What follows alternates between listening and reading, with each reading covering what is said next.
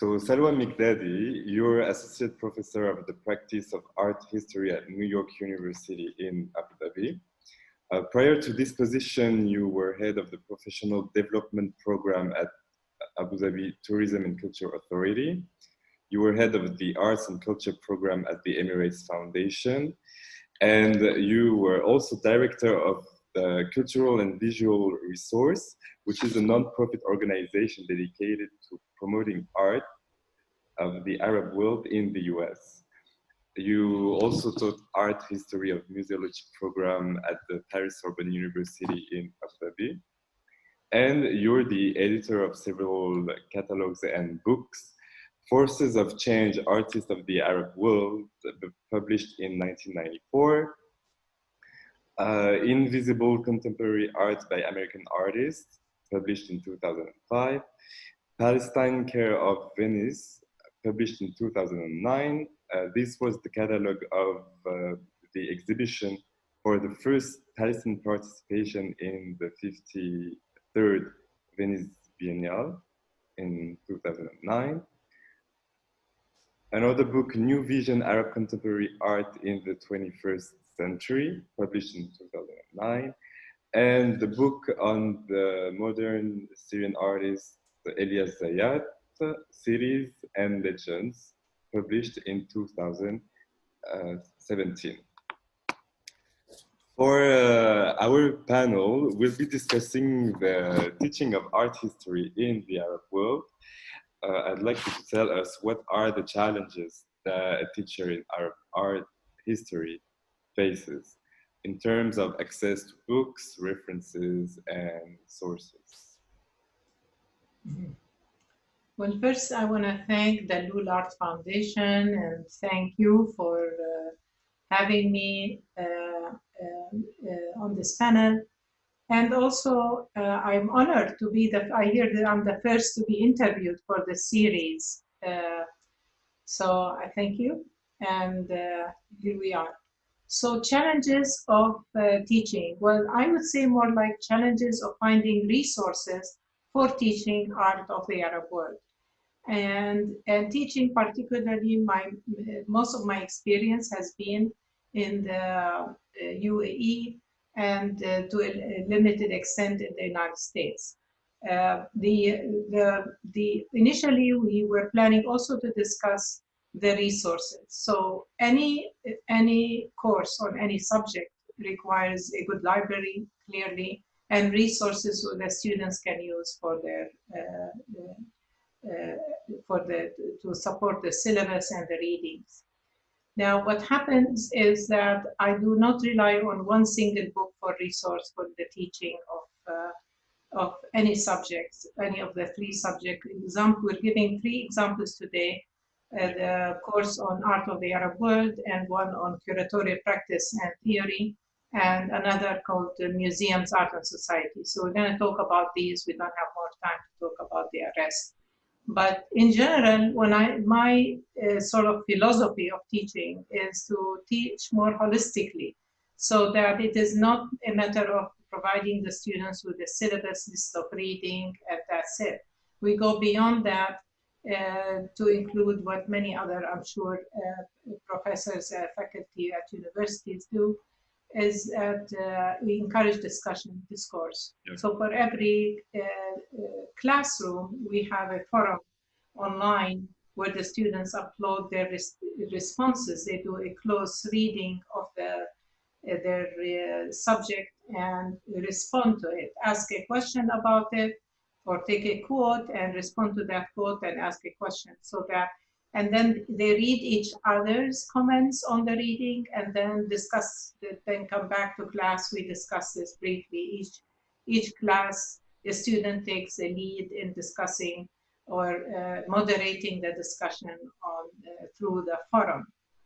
Yep. That's one way of my style of teaching. I think it's very important to get the students, rather than start with a lecture, I usually start with this, and they get excited about this, and hopefully they don't sleep through my lecture. and the lectures, they generally don't exceed 20 minutes, and always open to questions and comments. What do I mean by holistically is that I use different sources and make it accessible for the students, several opportunities, such as for the course on Art of the Arab World, the students interview artists, conduct video interviews with artists who are local or artists, as it happens that this course I teach now in the fall. So we have these events that take place such as Abu Dhabi Art, and they will have an opportunity to interview an artist visiting Abu Dhabi Art or in one of speaking in one of the forums. Or so this has been exceedingly helpful for the students.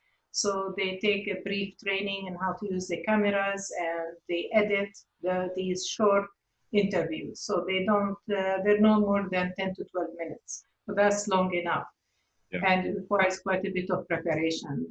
Now they have an option to do that or do a more extensive research in other areas I'll explain in a minute. So that's one project they do for that course. And others would be inviting speakers to the classroom, which is very important to hear other points of view besides my information and opinions and discourse on these subjects. So that's another way of. Then a third opportunity is for them to visit other institutions in the Arab world, particularly in the UAE, to get a better understanding of the ecosystem of the UAE. And actually, before I get more further into detail about this, I want to draw your attention to the fact that this university I'm teaching at now has students that come in from over 115 countries. So many come in, are visiting the region for the very first time when they come in for their orientation, and they have hardly any knowledge about the culture, the politics, or particularly the art of the region. So these are students who may take my course for the very first time and get introduced to art of the Arab world or the history of the Arab world. So this course is also has in the background of my, there is always reading by art historians or anthropologists or different readings, not necessarily all the readings are by other art historians. So this is very important in order to create a more interdisciplinary approach to art teaching, which is typical of the field. So, so aside from the trips to that, they also meet art professionals from institutions such as Al Jamil.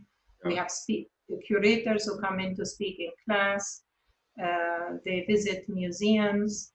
They also create projects that are specific to certain site venues, such as Louvre Abu Dhabi or any other art institution where they do, which I talk about a little bit more as we look at the slides. So, so in other words, this is very, very important, is to get the students truly engaged in the culture to understand the art. And that also includes encouraging the students to read a novel, written translated into English from Arabic. Yeah. And it's been very helpful to suggest books from different, like the International Prize for Arabic Fiction, which is based in the UAE, and we call it the Arab Booker Prize. And several of these winning novels have been translated into English already.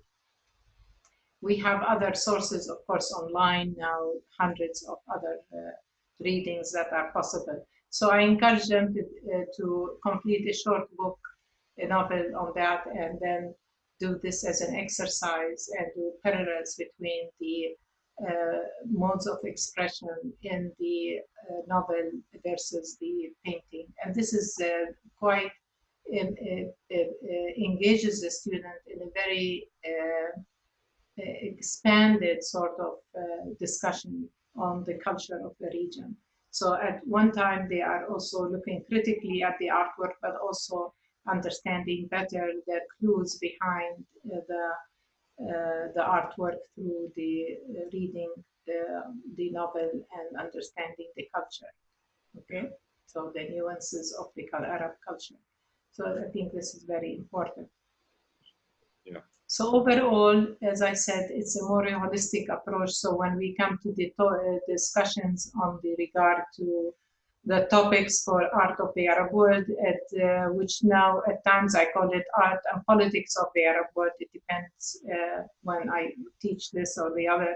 But generally, it is not taught in chronological order, and neither is it taught per country, but rather based on topics such as, for example, art and gender politics, and then looking at issues related to that subject in the Arab world.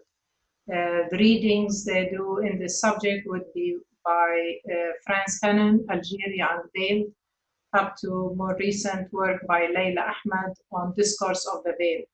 So these are very important in order to understand the works of Huda Lutfi or Manal Doyan or Lala Sayed or Jinan Al-Aini. So for every week, they get a list of artists whose work relate or to these topics or are inspired by them, that they discuss or they select one artist to discuss in class.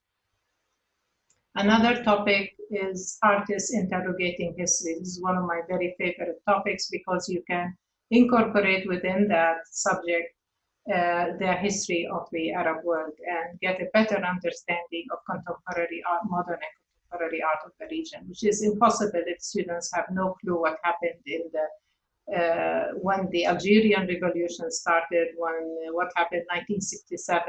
This is like ancient times for many of these young students. So if they haven't taken a course in the history of the Arab world, it's this is one way to one segue into getting into these topics. For example, for artists interrogating history, I share with them examples by Wael Shawli, Ali Shari, now looking at ancient history, possibly with Ali Shari, and with Akram Zaatari, Larissa Sansour, and Simone Fattal. All their work in some way interrogate history. Art and activism is another topic, so we're discussing socially engaged art and asking questions such as, can art be a force of political and social change? And for that, they read Claire Bishop, The Social Turn, plus other writings, of course. For example, we discuss political performativity in the arts, and as an example, I take Samah Jawi. And she has written an essay on performativity and the public space interventions as a performative gesture for political engagements in Jordan. And I witnessed one of these performances by Samah Jawi, so I tend to present that. And now, not necessarily every year we have the same artist. All these courses need to be updated, and that's what I do in the summer. Very busy summer indeed. The other artists within this topic would be the Cairo Youth Collective, Khater Atiyeh, Jazir, Hassan Hafez, a whole host of artists, of course, Lawrence Abu Hamdan. Another topic is art and identity, and here they read Amin Malouf book on identity, or sections of it. And looking at art and national identity, they read sections of the book by Nada Shapour, Modern Arab Art. So I can go on and on, but the last one I give an example is art and representation. That's another topic, and here they read Laura Nader's book, From Rifat Tahtawi to Edward Said, Lessons in Culture and Dignity. And so again, we're going all the way to anthropology and social studies to modernism by Salah Hassan, African Modernism Beyond Alternative Modernities discourse, which is very much related to this topic. And for a case study, sometimes I interrogate exhibitions. I ask the student to do close readings of these or critique exhibitions. And for this one, we do the Without Boundary 17 Ways of Looking, and then looking at the representation of art of this region in museum, mainstream museum in the United States. So that's one course. So in one of your courses, we talked about the art in the Arab world. Can you tell us about its content and your? Yes, exactly. I mean, I just gave examples of the topics, and that's the content, a syllabus of this particular course, Art of the Arab World, and the activities. For example, the student, and remember, they're all undergraduate students, have an opportunity to visit Jordan. In this picture, you see them with May Muzaffar, the wife of the late Iraqi artist Rafi al-Nasiri, in his studio. So we had a wonderful afternoon there with her, and she spoke about the art.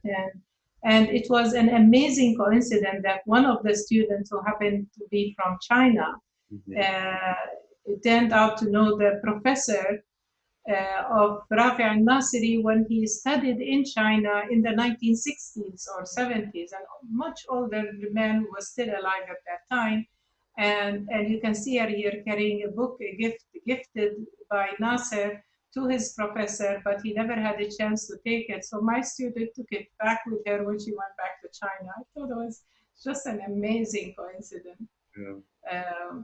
So these kind of the traveling and getting a sense of what's happening in other countries aside from the UAE is very important and essential for the students. With examples that, like from the modern art period as well, and access to real art that they can see. So we had a wonderful time with it. This was also an arranged seminar with the curators in Jordan. At that time, Makan was still in operation in Amman. And that was a fantastic opportunity for our students to sit in a smaller gathering here with the curators discussing specific topics in relation to. So extending the classroom outside into the community is very important in my philosophy of teaching. Yeah. So, and here is a more recent photo with the students visiting Sharjah Art Foundation, which offers an amazing array of opportunities for our students to engage with exhibitions, the march meetings, and all kinds of programs, and also write their what they call the pieces, capstone pieces, in their senior year. We have several who have engaged with that as well. And here they met Ala Yunus, who also came to class here, spoke about art in general, her career as an artist and curation, and then they went and saw her solo exhibit, among others, in Sharjah. So it was a wonderful opportunity. In every class, the students have to meet an artist. Either they come to class or they visit them in their studios. And another artist that some of your students met in 2018. Yes, in this one, they met Muna Saoudi, who's based in Beirut. Many of you probably know her already.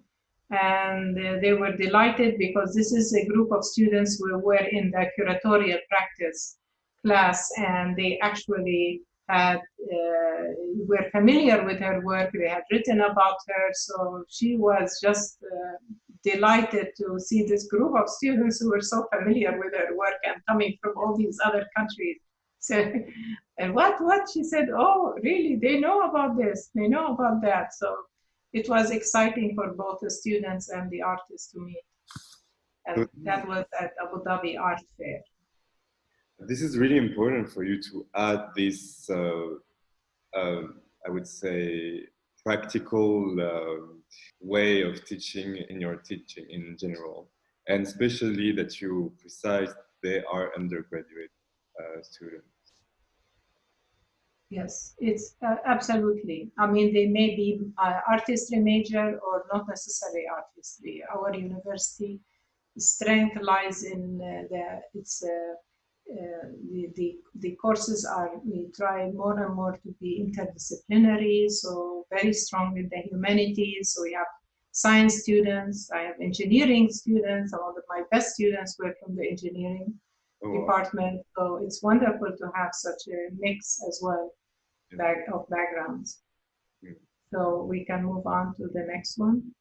So the second courses that we're going to talk about is the curatorial practice. So yeah, again, what's the content of this course, and what are the projects that you worked on with your students? Yeah, again, this is there is a formal syllabus, and along with that, there is an extension clearly, and a sort of an ambitious one, because with the semester is 3 months.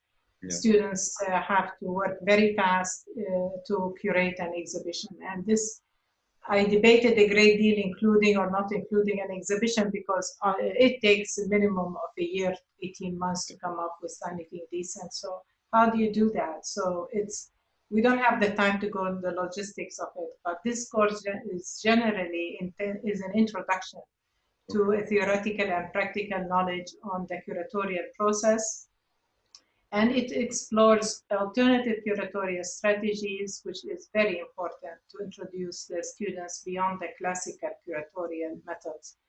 And it examines the role of the curator inside and outside traditional art museums. We have more and more independent curators now, and curators working outside museums, in art fairs, in galleries, in for collections. So that's very important for them to meet other curators. So they meet with the young curators, Munira Sayed, wonderful local curator, and we're very fortunate to have a gallery on campus, the NYU Art Gallery in Abu Dhabi. And the founder and the executive director of the gallery is a fantastic curator, Maya Ellison. Last year, Nada Raza came and spoke to the students, and they visited the exhibit at the Arab Art Foundation at the Circle in Dubai. So again, the topics, I can't go over all the topics, but I'll just give you a brief, couple introductions. One of the subjects that we'll discuss in this class is the politics of display in exhibitions. Of course, we talk briefly about the history of exhibitions in the region and key exhibitions in internationally, theoretical debates and current issues in curating, and we look at, of course, the global turn and curating controversy. These are some of the basic topics, and there are others around them. And then they go over the logistics and understanding of how to what are the different aspects of curating exhibitions, or the steps, learning how to write a précis, coming up with a concept as a team. And then, of course, there's some aspects that I have to, that we have assistant to help with developing those before the students get started. So they work in teams in order to curate an exhibition. And we were very, very fortunate to have His Excellency Zaki Nusaybeh's collection to work with. He's been very generous, and for the last 2 years, he opened his collection for the students who, and we now have an inventory of all the collection. They study the collection of, and it's mostly about 90% art from the Arab world. So the students curate from that collection. They visit the collection in the Dr. Zaki Nusaybeh's home, and then they select the artwork. We spend almost a day discussing the concept and then revising and revising until they come up with this one. This is an example of one of the years in 2018. They curated With and Without, and it was Again, the students were very fortunate to be offered the space of the Manarat al-Saadiyat art gallery. So they looked truly, they felt like professional curators. And they actually did an amazing job. We're very proud of this exhibition, and all from one collection. And there is also this student curated exhibition, Go Back to Move Forward, in 2019, right? So you're saying that you're trying to, first of all, familiarize the students to the curatorial practice, and also making connections with the professionals between the students and to finalize their projects. Yes, but they also need to be aware that there are professional codes of ethics for curators.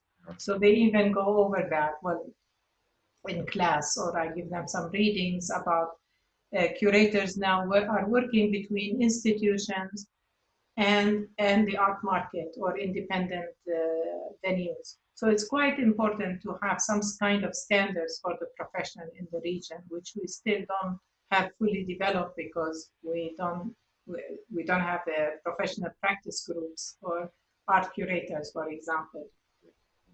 But like the year we worked on this exhibit, we had half of the class were art history major, which was very helpful. And it does require a prerequisite to take this course, the curatorial practice course.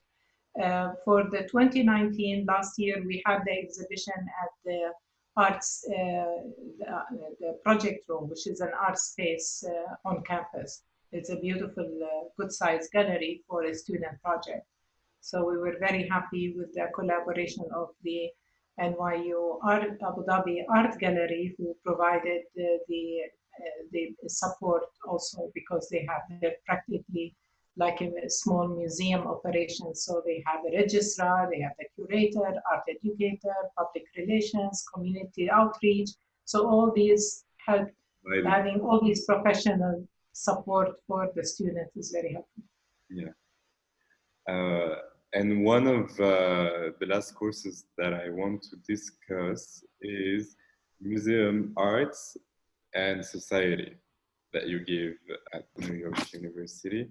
Yeah, that's another one of the courses I teach, and I kind of invented this course to adapt it to the region as well. So it does talk about museums in general, but it takes case studies, local case studies. It focuses examples from the region, and it examines the changing role and function of museums and their relationship with the community. This is very important. So we're talking here about the art as an object, the institution or the museum or the whatever cultural site, and the public. And it's sort of like a triangle, and a very important relationship that needs to be assessed equally and looked at in equal measure. So the student here reflect on the role of the art museum in society, looking at themes such as social inclusion, ownership, acquisition of art, art interpretation, architecture and exhibition design, how they deter or help in creating a meaningful experience for the visitors. You asked me about readings in particular for this course. I don't have one book. It's a collection of readings, much like many other professors use. As I said, the topics covered include meaning making in museums, visitor-centered museum art interpretation. So UAE Museum will look at art. We ask a question, are local museums succeeding in reaching a diverse audience and at the same time engage the UAE citizen? We look more closely at the idea of the notion of a universal museum, and we're very fortunate to have Louvre Abu Dhabi so close to us. It's practically minutes away from our campus. process, which is fantastic. And so there you have a laboratory for the students to learn and understand better what are we meaning by that. So they do readings that look at diversity, museums as contact zones, reading James Clifford's readings and others. So it's a combination of, as I said, readings between the museum as a public institution and the responsibilities of the museum professionals towards the public, and what stories and how to relate the stories of the public of the object to the public. How does that work? So they read Leslie Bedford's book, which is an amazing book on that very topic. So yes, and for this project, for the project the students do for this course is they work in teams to create a prototype for an interpretive program for the Louvre. So they look specifically at, for example, there was an exhibit of the Dutch Golden Age. So the students created a booklet for that visitors can that guides the visitor through the exhibit to point out areas that were totally neglected to be mentioned in the brochure or the catalog, which looked at the slaves and the history of slavery. So, and that you can see in the images, but they're never mentioned in the Dutch Golden Age. And how did the Golden Age come to be golden? So we ask these kind of difficult questions and or interesting questions that need to be asked. And so the students came up with this actually all by themselves, and the museum was the staff from the museum are invited to the presentations. So each team presents their project to the museum. So they were very welcoming and cooperative with us on this.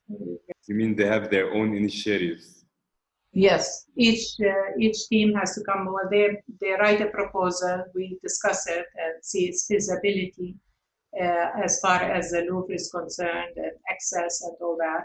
And then they go ahead and create it. And one of the other creation was a virtual reality program, which they did in collaboration with the hackathon, another department, computer science, with the professor in computer science, Sana Ode. So we collaborated, the students collaborated in this 3-day hackathon to produce a virtual reality program for the Louvre. It was amazing, I mean, and that could be applied later on if the museum wishes to do so. And it received actually some kind of award also from the hackathon. So extending the classroom beyond and also assisting with the Career Center to create opportunities for our students to work with the community. So the next slide gives some examples of where our students have interned, whether in the summer or during the year, at different art institutions. Of course, MoMA, New York, and Met, these are summer internships that the students apply for, and we support them in that experience. And of course, these are students who plan to study art, who study our artistry majors, and plan to continue their careers in the field. So that gives you an idea. I don't think we have time to go to every course, but again, I go back to what I said initially, that teaching holistically beyond the classroom is is essential in teaching art history, and being more opening up the limits of the syllabus, that it goes beyond just classical art history teaching on chronological order. So we look carefully at the theoretical construct, but again, these are undergraduate students, and it's important for them to have also a holistic approach to what they are reading and what they are engaged with in their studies, from history, from social science, anthropology, as well as our area study, art history. So what are the opportunities for professionals in the fields, like for post graduated? Oh. Yeah, that's a good question, because we sometimes receive requests from outside the university who wish to join in these courses. Unfortunately, our courses are limited to our students, and they are not extended education courses. However, prior to joining the university in 2013, I started working at the university as an adjunct first. And prior to that, I was, as Arthur mentioned, I worked for the Emirates Foundation, and in their initial analysis, we found out there's going to be so many museums coming up, and that was 2008 and 9. And there were no courses offered at any of the universities in the UAE at that time that relate to museum studies or curation or art history majors. So we decided, after lots of discussions with these faculty at different universities, that it would be a good opportunity for the current employees or staff in Sharjah or in Dubai or across the UAE to participate in these courses. And contrary to what many believe, that these are imported courses, so we got some requests thinking that these are courses that we collaborated with the university in the United States. Actually, I taught at that university, JFK, and I invited colleagues from that university to teach with me this course. However, it took almost all summer to customize the course for the needs and the requirements of the UAE in particular.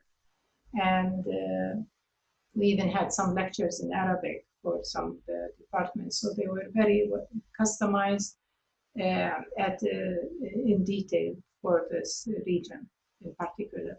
So this later on at the Department of Culture and Tourism, where I worked for about a year and a half, we also organized the courses for the staff there, about 8 or 9 courses at the graduate level as well as undergraduate, in more focused, like on accessibility in museums, evaluation, exhibition evaluation, and curation and the art market and such courses. And they were online as well as on site. So it was sort of a good preparation for what we're going through now. I keep thinking about how we did, or created these courses with a collaboration, again, of the university in the US. But I recently received an email from one of my colleagues there saying how fortunate they were that they worked with us on these online courses in 2012 and 13, and now everything is online. So it gave good preparation for for our current situation. So you were saying that it's important for you and your students to have a more, I would say, practical approach to art history, something which might be a bit different from a very classical way of teaching. When I taught at Sorbonne Abu Dhabi, and that was a long time ago, but still I did not follow the chronological order, teaching in chronological order or based on specific week by week subject. Again, that is focused mostly on European art, Western art. So I was free to design my syllabus the way I wanted for that short course that I gave. And but what is happening now, I think there are changes. When I visited École de Louvre in Paris, and I could sense there is a change from the classical way of teaching in France, and students are, of course, what is admire about that system as well is the rigorous research practices as well, and the fantastic resources they have to conduct research in Paris, from the library to the Louvre and all the resources they have. But I cannot answer as to the current moment how the situation is. I'm sure there are changes, but if you have experienced it and you can see what we're doing here, maybe you know more about it than I do. Because like now you're saying something that, I mean, it's important to work on art, but also to see art, to be immersed, you know, in this world. I think that takes me to another topic which we discussed earlier together before the meeting today, and that is we have students coming in taking courses in art of the Arab world, but what's their background? Have they actually taken a course to how to look at art, different ways of looking at art as a sort of ways of looking, famous book by Jean Berger. So so what I have to do also, aside from taking time to incorporate history within the politics and history of the region within the course, but also to take time to discuss with the students how to look at art, basically, whether we're using what we employ at museums in looking at art, visual thinking strategies. So asking questions and leading the audience into a conversation about what they're looking at. So yes, and it is very important for them to have an idea, a sense of the art, and the more they see art, the more educated they are about art, the more they will enjoy it. Yeah. So, but the students still require some kind of an introduction into ways of looking at art as well as talking art. So actually we offer a course called Talking Art, which offers an engagement with the problems and methods of art history. And so it's more about the aesthetics and the aesthetics and theoretical constructs, and this requires is more of an advanced course. Yeah. But you're right, absolutely. We have to consider what preparations we are, because the students come from different backgrounds. Some have taken art history in their AP baccalaureate program. Others have never taken art history. So yes, we need to look at. Thank you, Salwa Mikdadi, for joining this panel. It was very nice to hear you speak. Well, I wish you all the best with the research you're doing. You have an amazing collection to work with. You are very fortunate to have that. And we do organize tours, and with students in universities from UB, LAU, or Université Saint-Joseph here, and it's interesting to see how they're so captivated by the works, even if like some of them they study sociology, anthropology, psychology, not only art. That suffice for today. That doesn't mean I have all the right answers for the best way of teaching. Everyone has their own way of approaching these the teaching of art history. But I love the subject, and that is very important, to have a passion for what you teach. And it's a pleasure talking with you, Arthur, and wish you all the best. Thank you so much, Salwa. And if you're here in Beirut, you're the most welcome to visit the foundation. Thank you. I'll have a special tour, right? Yeah, of course. Yeah, because like you're a special guest. Thank you so Thank much. you. Okay. Okay. Take care.